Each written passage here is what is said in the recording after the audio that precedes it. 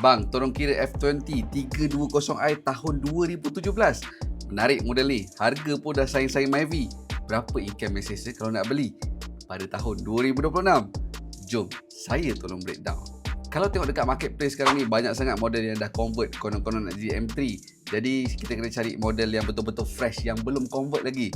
Dah jumpa satu, harga bermula RM63,000. Untuk deposit, kereta ni dah 10 tahun, letak 30%, RM18,900.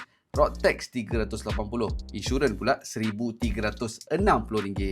Total upfront yang kena ready untuk sebuah F30 320i ni adalah RM20,645. Installment maksimum bolehlah dapat dalam 5 tahun lagi. Sebulan kena prepare RM863. Kalau setahun pula RM10,356.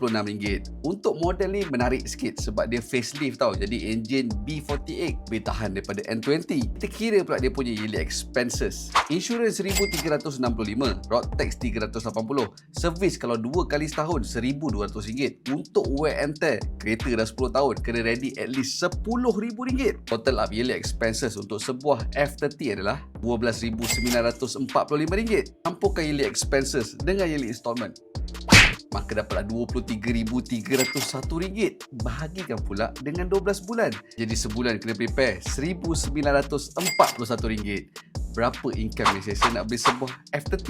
Katalah nak gunakan 30% saja daripada income. Sebulan minimum income kena ada RM6,470. Kalau nak gunakan 20% saja daripada income, sebulan income kena ada RM9,705. Jadi untuk kawan-kawan yang nak beli kereta F30 yang umur dah 8, 9, 10 tahun ni, better buat PPI check dulu ataupun scrut dululah. Kalau boleh cari model yang masih lagi standard, tak modified, yang bukan M3 celup. So far model ni masih lagi menarik, dia punya engine masih lagi reliable, tapi untuk wear and tear tu kena prepare banyak sikit lah.